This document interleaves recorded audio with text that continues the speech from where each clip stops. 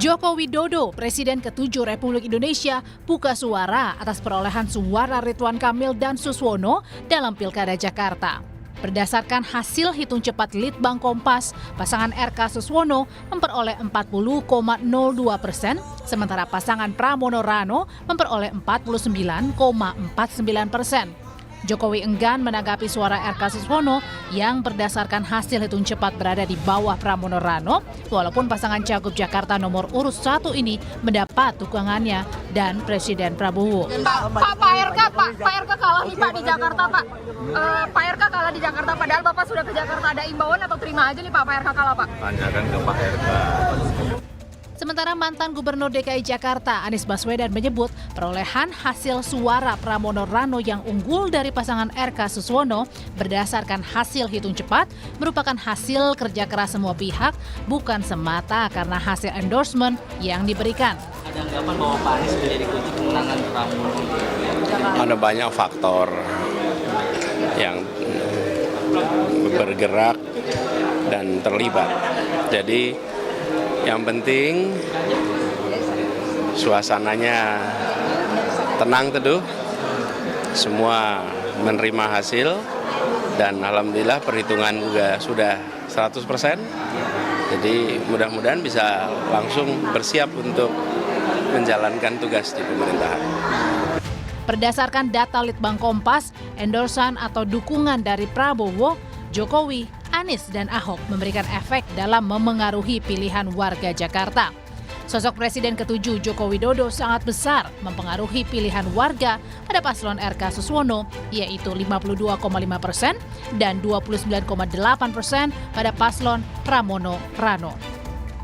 Hal serupa juga terjadi pada sosok Presiden Prabowo Subianto, di mana sebanyak 52,8% responden mengaku sosok Prabowo memengaruhi pilihan pada paslon RK Suswono dan 23% pada paslon Pramono Rano. Sementara sosok Anies memengaruhi pilihan warga sebanyak 19,9% pada paslon RK Suswono dan 60,3% pada paslon Pramono Rano. Sementara Direktur Eksekutif Lembaga Survei Indonesia Jayadi Hanan menegaskan endorsement atau dukungan yang diberikan tokoh nasional dalam pilkada bisa memberikan efek positif dan negatif. Dukungan Jokowi untuk RK dinilai bisa memberi dampak positif untuk soliditas pendukungan Prabowo Gibran di Pilpres kemarin. Namun dampak negatifnya hilangnya suara pendukung Anies yang dinilai kontra dengan Jokowi.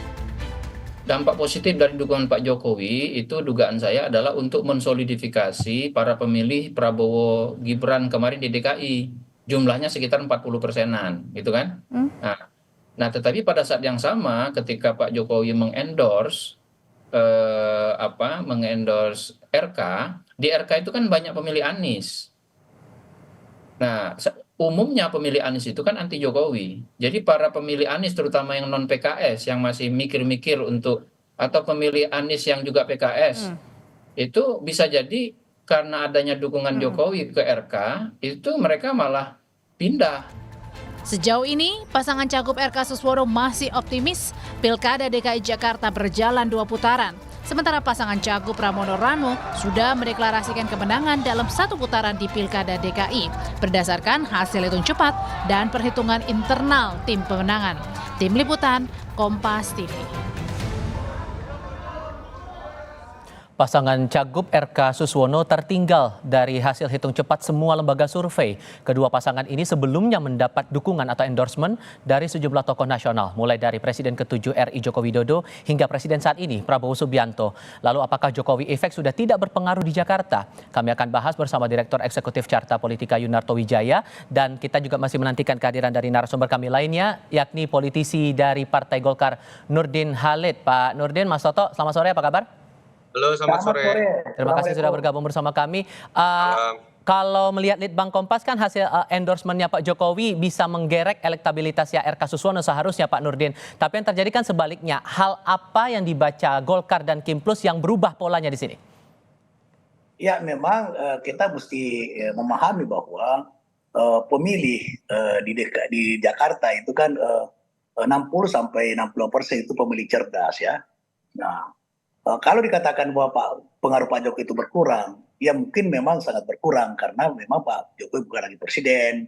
Yang kedua, beliau tidak turun langsung, hanya berupa himbauan. Tapi insya Allah nanti kalau berlangsung 2 putaran dan di mana Pak Jokowi turun gunung, saya kira pengaruhnya akan signifikan dan luar biasa dan insya Allah bisa memenangkan pasangan Ridwan Kamil di pilkada di DKI Jakarta. Memang kita mesti memahami kondisi masyarakat kita, apalagi sekarang tingkat partisipasi itu sangat rendah sepanjang sejarah pilkada ya, khususnya di DKI. Ini juga salah satu faktor yang membuat daripada untuk putaran pertama ini, dan saya yakin akan putaran kedua agak tertinggal dari pasangan Mas Pram dengan Rano Karno. Tapi saya juga yakin bahwa hasil akhir nanti adalah 2 putaran, karena kalau kita lihat sekarang kan belum ada yang mencapai 50% lebih gitu ya, sekalipun Pak Mas Pram sudah mengklaim, tapi hasil akhir nanti kan perhitungan manual daripada KPU. Dan kalau kita lihat quick count itu kan margin error-nya 1%. Nah, kalau 1% ke bawah, sekalipun diklaim oleh Mas Pram 50% lebih, 50,07 kalau nggak salah. Nah, kalau errornya ke bawah 1%, itu berarti hanya 49,7%. Ada beberapa faktor di sini, tapi kalau Mas Toto melihatnya Jokowi effect ini tidak berpengaruh di Jakarta? Ini pilkada itu jangan diartikan adu kesaktian antar tokoh. Hanya adu kesaktian antara Prabowo, Jokowi dengan Megawati. Ini mendegradasikan arti dari pilkada. Yang bertarung adalah calon-calonnya. Yang bertarung adalah tim sesnya. Yang bertarung adalah partai-partai pendukungnya. Jadi ini yang menurut saya mindset yang membuat pilkada ini menjadi semakin terdegradasi. Dan kalau kita lihat juga kalau mau menilai efek endorsement tentu saja berbeda-beda di tiap daerah. Jangan tempatkan seorang sosok itu seakan-akan seperti bintang iklan yang bisa dipakai di mana-mana. Apalagi ini adalah mantan kepala negara. Kasihan Jokowi menurut saya kalau diseret-seret kemudian menjadi seorang bintang iklan. Dibawa ke sini, dibawa ke sana, lalu kemudian nilai dari hasil pilkada ditentukan oleh seberapa kuat Pak Jokowi. Pak Jokowi akhirnya dinilai kan tidak sakti di Jakarta, tapi masih sakti di Jawa Tengah. Itu poin pertama. Yang kedua, kalaupun kita mau berbicara mengenai faktor kekuatan endorsement, tadi ketika bicara Litbang Kompas, pertanyaan itu saya ingat sekali, apakah Anda mempertimbangkan?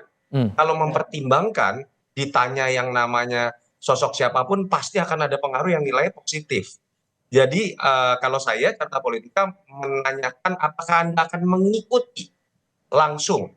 Dan kalau pertanyaannya seperti itu, kita uji ada 4 nama. Ada Prabowo, ada Ahok, ada Anies, ada Jokowi. Di bulan September saja ketika Jokowi masih menjadi presiden, pengaruh endorsement dari Jokowi itu jauh lebih kecil dibandingkan, atau lebih kecil lah katakanlah dibandingkan dengan ketiga nama yang saya sebutkan yang lainnya. Anies lebih besar, Ahok bahkan lebih besar, Prabowo juga jauh lebih besar.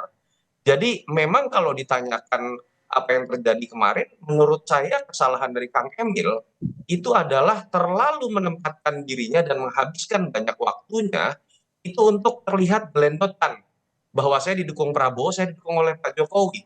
Padahal sejarah pertarungan pilkada DKI 2012, 2017 kalau kita lihat, yang menang itu adalah orang yang lebih banyak turun ke masyarakat.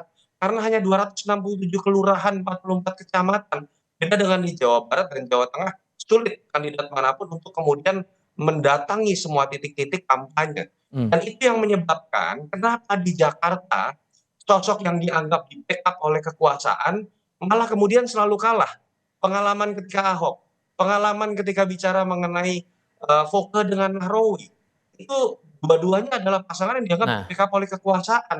Tapi ketika kemudian dilawan oleh pasangan yang lebih rajin turun, disitulah kemudian perubahan bisa terjadi. Itu yang menyebabkan kenapa 3 kali pilkada yang menang adalah kuda hitam, yang surveinya di awal-awal selalu kalah. Itu yang menurut saya sangat saya sayangkan. Saya kenal sekali dengan Kang Emil sudah sejak lama, tetapi ketika kemudian melihat Kang Emil sekarang, dia adalah Kang Emil yang berbeda energinya dengan ketika dia maju wali kota ataupun gubernur. Sekarang seperti terlihat menjadi subordinat dari kekuatan-kekuatan besar, terkesan manja. Bahkan saya sayangkan apa yang dilakukan oleh Ara Sirait di terakhir-terakhir dengan membawa isu ketika kemudian Anies mendukung, non-muslim kemudian tidak akan memilih lagi dan pemilih berkurang. buat saya itu blunder terbesar yang akhirnya membebani Ridwan Kamil di masa-masa terakhir. Tapi Pak Nurdin ada juga pandangan begini membandingkan antara posisi Pak Jokowi mendukung RK dengan posisi Pak Jokowi mendukung paslon di Pilgub Jawa Tengah yang membuat akhirnya kondisinya jadi berbeda di sini. Jadi ada kesan bahwa Pak Jokowi tidak all out mendukung pasangan Ridho. Benar pandangan itu? Tidak seperti itu ya. Saya sependapat dengan Bu Toto tadi bahwa yang bertarung di sini adalah Kang Emil dengan pasangannya, dengan Mas Pram dengan pasangannya. Itu betul. Persoalan ada pengaruh tokoh itu pasti ada pengaruh. Tetapi apakah signifikan? Itu belum tentu. Apakah ikut menentukan? Belum tentu juga. Tetapi kemudian dia membantu pemenangan, iya. Pengaruh tokoh itu hanya dalam konteks dia membantu. Ada dua instrumen yang perlu kita paham dalam pemenangan sebuah pilkada. Yaitu yang pertama adalah instrumen partai. Nah, apakah instrumen partai di mana Kang Emil ini itu adalah didukung oleh 7 partai di Koalisi Indonesia Maju, lebih dari 7 partai. Nah, ini apakah ini solid? Nah, menurut saya ya, kebetulan saya sudah tidak ikut lagi aktif di DPP untuk pemenangan itu. Menurut saya bahwa instrumen partai ini tidak bergerak sebagaimana mestinya. Yang kedua, instrumen relawan itu. Nah, dua instrumen itu sebenarnya yang paling signifikan untuk menangkan.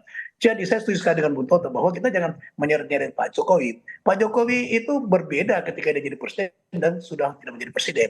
Kalau pengaruh Pak Prabowo itu pasti banyak pengaruhnya. Tapi kemudian itu tidak semata-mata bahwa pengaruh Pak Prabowo sebagai presiden sekarang ini itu yang menentukan, tetap calonnya itulah yang sangat menentukan. Muncul lagi pandangan bahwa partai Kim dari Kim Plus juga tidak solid mendukung pasangan RK. Benar juga tanggapan itu, Pak? Bagaimana? Gimana menanggapi kalau ada pandangan Kim Plus tidak solid mendukung pasangan RK walaupun kemudian endorsement itu sudah ada? Solid mendukung, tapi instrumen partai ini tidak, struktur partai ini bukan tidak solid, tapi tidak maksimal di dalam memenangkan ini. Nah, coba kita lihat, apakah semua ketua umum partai bersama seluruh timnya itu turun melakukan kampanye? Kan tidak, gitu. Ya. Apakah semua di Kim itu semua ketua umum partai, semua instrumen partai sampai ke tingkat bawah, di tingkat kelurahan itu turun mereka dalam kesadaran mengkampanyekan dari Pak Prabowo? Saya kira tidak gitu. Ini saya maksud solidnya Kim itu mendukung ya, tetapi kemudian di dalam proses pemenangan itu tidak maksimal menurut saya. Tapi saya yakin bahwa 2 putaran terjadi akan pasti Kim ini solid dan itu akan all out ya, daripada instrumen partai maupun instrumen lawan untuk memenangkan itu. Termasuk daripada anggota DPR RI, fraksi seluruh fraksi partai pendukung daripada Kang Emil itu akan turun ya, all out betul itu untuk memenangkan putaran kedua ini insyaallah. Singkat saja Mas Toto dengan pertanyaan yang sama, apakah Pak Jokowi tidak all out mendukung Ridho dan begitu juga dengan Kim Plus? Tahu saya Pak Jokowi sampai datang ke kafe, sampai mengeluarkan kalimat secara eksplisit menyatakan dukungannya. Jadi menurut saya mungkin saja all out. Tetapi balik lagi, Jakarta ini jangan kemudian dianggap pemilihnya itu adalah pemilih yang bisa disuruh-suruh. Pemilihnya itu pemilih yang tidak berpikir, tidak merenungkan sendiri, tidak menilai sendiri, tapi adalah pemilih yang ngikut aja apa kata orang-orang yang dianggap berkuasa. Disitulah letak kesesatan berpikir, bukan hanya yang terjadi pada pilkada sekarang, tapi pilkada-pilkada DKI sebelumnya. Itu yang menurut saya jadi blunder dari Ridwan Kamil. Dan terakhir itu dipertunjukkan oleh Ara Sirait bahwa kalau kemudian ingin melihat siapa yang suaranya tinggi, siapa yang didukung Prabowo dengan didukung Jokowi atau didukung Megawati, ternyata masyarakat Jakarta, Jackmania, lalu kemudian masyarakat yang kita tahu sangat independen, ngerti cara tahu informasi, program mana yang baik, nonton debat, melihat dialog dari kampanye-kampanye yang ada. Pada titik itulah menurut saya Ridwan Kamil berbeda dengan apa yang kita lihat di Jawa Barat dan kemudian di Wali Kota Bandung, dan itulah yang menjadi penyebab. Jadi menurut saya lebih baik introspeksi diri. Ketika berbicara mengenai kemungkinan 1 atau 2 putaran pun, tim tes Ridwan Kamil harus sadar loh. Yang menentukan 1 atau 2 putaran bukan selisih kecil antara Pramdul dengan yang namanya suara Ridwan Kamil, tapi apakah 50% atau tidak. Dibandingkan dengan suara Ridwan Kamil, selisihnya sekitar 11%. Menurut saya itu jadi sebuah catatan buat tokoh nasional seperti RK, artinya ada sebuah kesalahan. Dan menurut saya salah satunya adalah karena terlalu berharap pada tokoh-tokoh besar. Oke, Mas Toto dan Pak Nurdin Halid, terima kasih banyak sudah berdiskusi bersama kami hari ini. Selamat sore semuanya. Terima kasih Mas Tifal, selamat sore.